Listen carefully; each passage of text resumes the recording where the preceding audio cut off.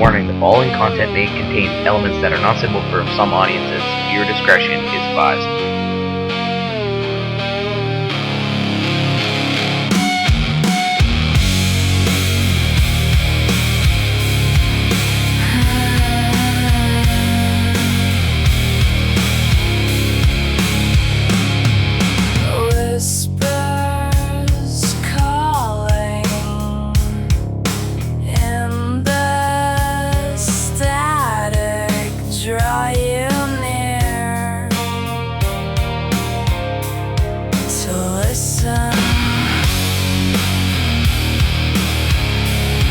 Kimiko is here to bring you fear of the unknown. So sit back, grab a snack, get your favorite drink. It's time to blow your mind. Make you think about the spooky stuff. Whisper, whisper in the static.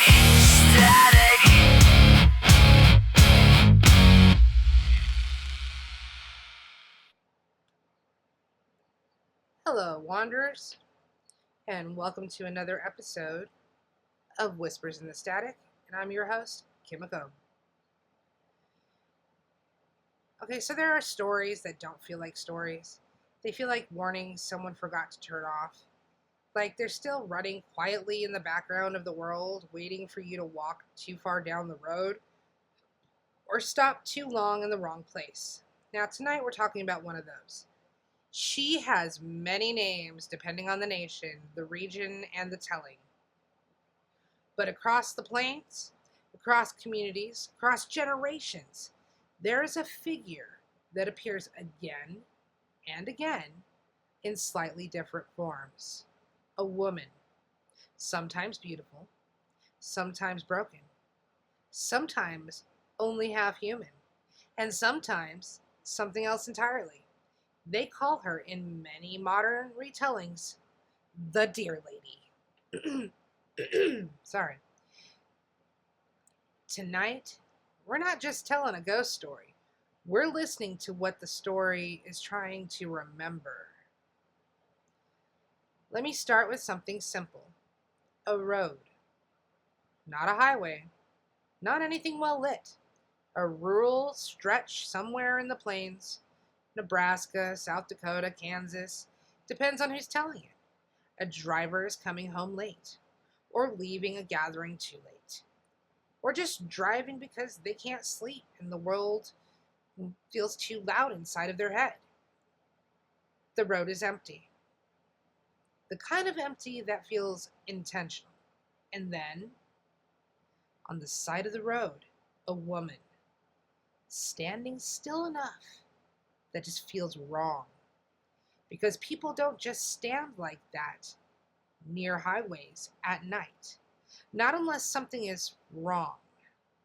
Her presence is the first clue that something in the world has shifted slightly out of place. Sometimes she's described as wearing a dress, and sometimes she looks injured. Sometimes she's barefoot, and sometimes she is perfectly calm, as if she has just been waiting a very long time. And the driver slows down. Because that's what people do. Because we are trained and deeply trained to respond to distress, to help. To assume safety in the act of helping. And this is where the story begins to tighten. Because Dear Lady stories are not just about what she is. They are about what we are conditioned to do when we see someone in pain. The Dear Lady is not a single fixed figure. In some traditions, she is associated with transformation.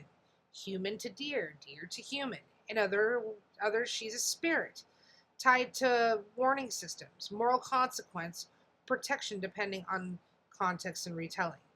But in many contemporary oral versions that circulate through native storytelling spaces and modern retellings alike, she is associated with a specific pattern. She appears near roads, near liminal spaces, near places of transition, and she tests something fundamental. Not morality in a simple sense, not good or bad, but recognition, awareness, and the reflex to trust what looks familiar, because she often looks like someone who needs help. And that's the point. Not horror for horror's sake, but recognition of how quickly empathy can be manipulated, or misread, or weaponized against the person offering it. There is a reason these stories survive. They evolve with each generation, and the core remains anchored in behavior, not superstition, behavior. Now, I want to be careful here because when we talk about stories like this, especially stories rooted in indigenous oral traditions, there is a responsibility not to flatten them into something purely sensational. The Deer Lady is not just a monster, and she's not just a ghost, and she is not just a cautionary tale in the way modern internet storytelling sometimes reduces folklore into quick horror content. She exists in a much older pattern of teaching through narrative, through consequence, through encounter, and through attention to how humans behave when they believe they are alone. The encounter continues. So let's return to the road. The driver slows down. Sometimes they stop. Sometimes they hesitate. Sometimes they roll down the window just enough to hear her voice. And this is where the story begins to shift depending on who's telling it. Because sometimes she speaks softly. Sometimes she doesn't speak at all. And sometimes the danger is not even immediate. Sometimes she simply looks at the person long enough that they begin to feel something is wrong with their own perception. Like they've missed a detail that they shouldn't have missed. And then, in some versions of the story, her appearance changes. Not dramatically, not like a jump scare, but subtly. Too subtly. The kind of change your brain tries to dismiss even as it records it. A reflection where there shouldn't be one. A posture that doesn't match human anatomy. A stillness that feels too deep. And sometimes, the hooves are the last thing noticed. What is the story really testing? Let's pause the narrative here. Because if we just continue forward, we miss the point entirely. The Deer Lady story is often told as a warning about nighttime travel, isolation, or encounters on rural roads. But that is only the surface layer. At a deeper level, it is about assumptions. We assume someone is in distress and safe to approach. We assume vulnerability equals harmlessness. We assume our role as helper is neutral. And the story interrupts that assumption and introduces uncertainty into something we treat as automatic. Because not every appearance of vulnerability is what it seems. And not every instinct to help is safe to act on without awareness. But here's where interpretation matters. Because this is not a story that says, don't help people. That would be too simple, too blunt. Instead, it asks something more uncomfortable. What do you see when you think you are seeing clearly? So variations in the Plains tradition. Across different Plains nations and storytelling traditions, deer-related spirits and transformation narratives appear in multiple forms. Some are moral warnings, and some are explanations of danger. Some are spiritual accounts tied to balance, respect, and the natural world. And some are deeply specific to particular communities and should never be generalized or detached from their cultural context. In modern retellings, especially those circulating in urban legend spaces, Deer Lady often becomes a composite figure built from fragments of older stories reshaped into contemporary warning narrative that fits highways, cars, and modern isolation. And that adaptation is important because folklore does not stay frozen. It moves. It changes clothing, it changes setting, it changes language. But it does not abandon its core function. It teaches attention. There is something symbolic about roads in these stories. A road is not just for transportation. It is a transition, a line drawn through the land that was once uninterrupted, a space where speed replaces presence, where people pass through without belonging. And in many folkloric systems across the world, roads become liminal spaces, places where encounters happen that would not happen elsewhere. Not because they're magical in a literal sense, but because they are psychologically vulnerable spaces. You are moving, but not arriving, focused, but detached, alert, but fatigued. And that is where perception becomes fragile. So let's return again to the driver. Because the most important part of this story is not the figure on the roadside, it is the internal dialogue of the person approaching her. I should help. She looks injured. It might be dangerous to stop, but what if she needs me? The tension is universal. It is the conflict between empathy and caution, between instinct and fear, between social conditioning and survival instinct. And Dear Lady stories live in that exact tension. They don't resolve it, they amplify it. The moment of recognition. In many versions of the story, the turning point is recognition. Something breaks through the assumption. A detail becomes impossible to ignore. Not always gore, not always transformation, sometimes just presence. Too still, too aware, too much like something observing rather than needing help. And in that moment, the driver has a choice: stay or leave, engage or withdraw. And the story often ends with what the Dear Lady does. And with that, and with what the human realizes they almost did.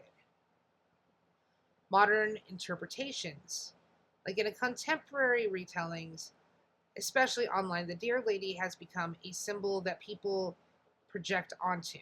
For some, she represents danger disguised as vulnerability. For others, she represents trauma, warning systems, and the consequence of ignoring intuition. And in some interpretations, she is the reflection of how stories evolve when they move between cultures, media, and audiences. But something important gets lost when she is flattened into a single meaning. Because in the oral tradition she is often associated with, she is not just a warning.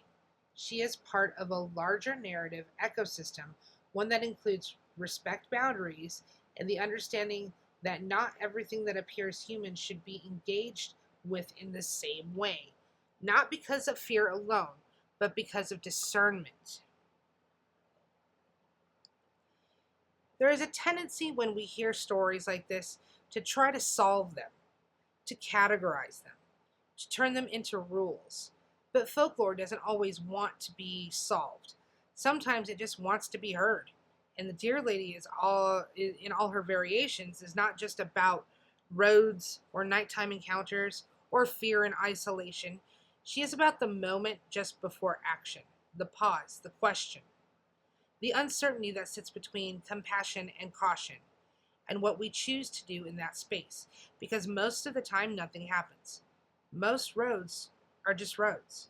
Most people are just people. But stories like this exist for the moments when that certainty breaks, and we are forced to notice what we are assuming. You know, if you're driving later tonight and you see someone on the side of the road, remember this part of the story. That isn't about fear. It's about awareness.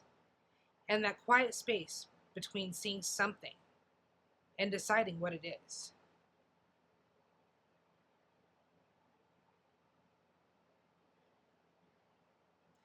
Some stories don't end when you stop telling them.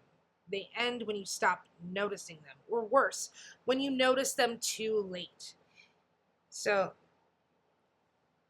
we're not chasing answers tonight. We're listening for patterns. After the encounter, so let's return to the road again.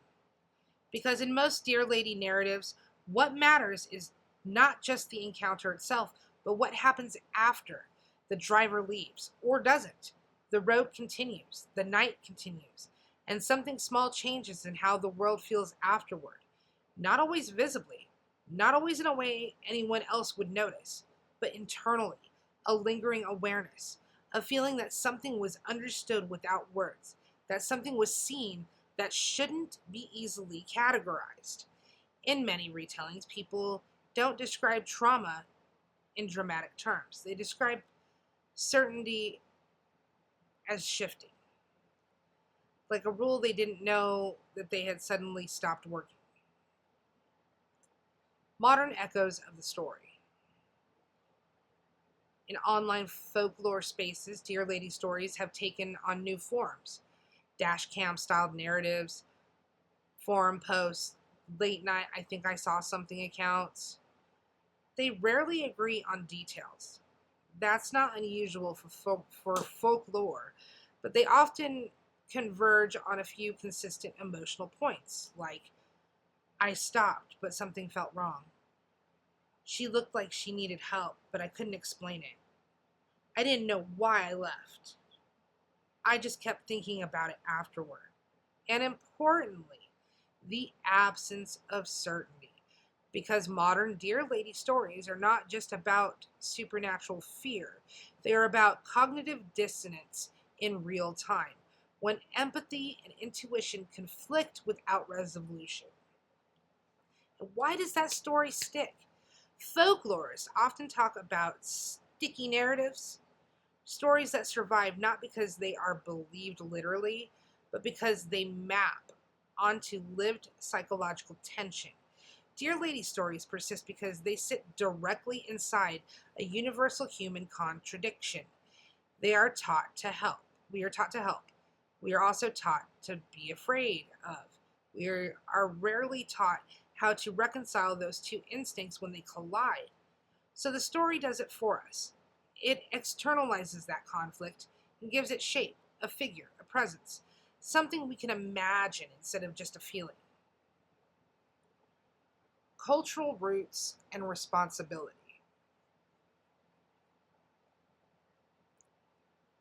It is important to say this clearly. The Dear Lady is not a single unified myth across all Plains nations. She is not one fixed entity. She appears differently depending on the community, storytelling tradition, and the context. Some deer-related beings in indigenous storytelling are connected to balance, respect for animals, or consequence of behavior towards nature. Others are cautionary figures tied to safety, boundaries, or moral instruction. And many versions are not meant for public retelling outside their cultural context. So when modern internet folklore flattens her into a single creepy roadside entity, something gets lost. Not just accuracy, but meaning. Because these stories are not just entertainment, they are part of a living system of knowledge. Let's step away from the folklore for a moment and talk about perception. Human beings are pattern recognition machines. We make rapid judgments based on incomplete information, especially in low light, high stress, ambiguous environments. A roadside figure at night triggers multiple overlapping instincts. Empathy response, someone needs help. Caution response, unknown situation equals risk. Social conditioning, good people stop to help. The Dear Lady narrative lives inside that overlap. Doesn't need to be real in a literal sense to affect interpretation. It works because it mirrors a real cognitive state, uncertainty under pressure. There are reoccurring themes in modern retellings, not always framed as supernatural, sometimes framed as memory distortion, sometimes as I don't know what I saw. One common structure: a person drives at night. They see a woman near the road. They slow down. She appears distressed. They hesitate. Something feels off. They leave. And afterward, they cannot fully reconstruct what was off, only that it was enough. And that feeling becomes the residue of the encounter. And in folklore terms, that residue is the point. Not confirmation, not resolution, but after effect. Deer as a symbol, not simplification, but context. In many cultures, deer symbolism carries layered meanings: alertness, gentleness, sensitivity, unpredictability in nature. And in some indigenous storytelling traditions, deer can represent awareness and relationship to the natural world. In others, transformation stories involving deer may reflect moral lessons, spiritual imbalance, or caution regarding behavior and respect. But deer lady narratives especially often invert expectation, and they take something associated with gentleness and place it on an ambiguous context, not to make it evil, but to destabilize assumption, because assumption is the fragile part. Now, what does that story do to the listener? If you listen closely to Dear Lady stories, something subtle happens. It doesn't just describe an encounter, it transfers uncertainty. You begin to imagine scenarios where perception cannot be fully trusted, where interpretation is not immediate, where empathy and danger are not clearly separated. That is why these stories persist in modern retellings. They are not just about what is out there. They are about what happens inside the listener when clarity fails. There is a temptation with folklore to reduce everything into explanations: psychological metaphor, cultural warning, trauma narrative, survival instinct story. And all of those interpretations can be valid simultaneously. But Dear Lady stories resist singular definition because they function more like interfaces than messages. They don't tell you what to think. They place you in a situation where thinking itself becomes unstable, and you notice how quickly you try to resolve it. I think what unsettles people most about these stories isn't the figure on the roadside. It is the recognition that there are moments in life where you do not need to get certainty. You only need to get a decision. And you make it with incomplete information. And then you live with the echo of it. Whether anything supernatural happened or not almost becomes irrelevant, because the emotional imprint is real either way. So let's return one last time to that road. It's empty again.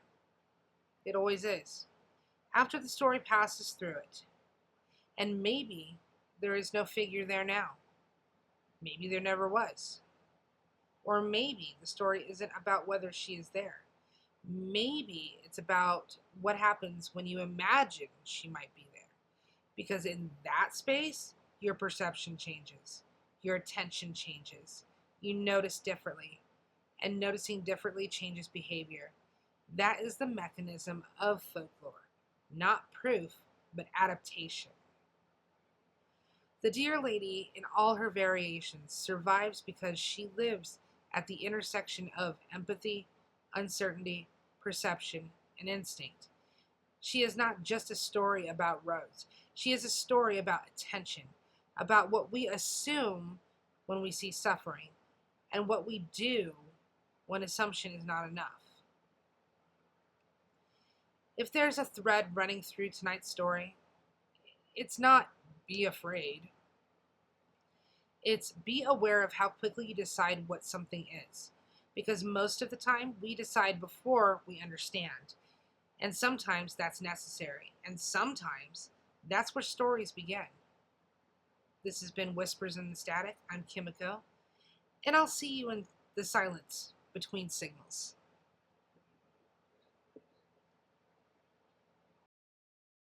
Warning, the following content may contain elements that are not suitable for some audiences. Viewer discretion is advised.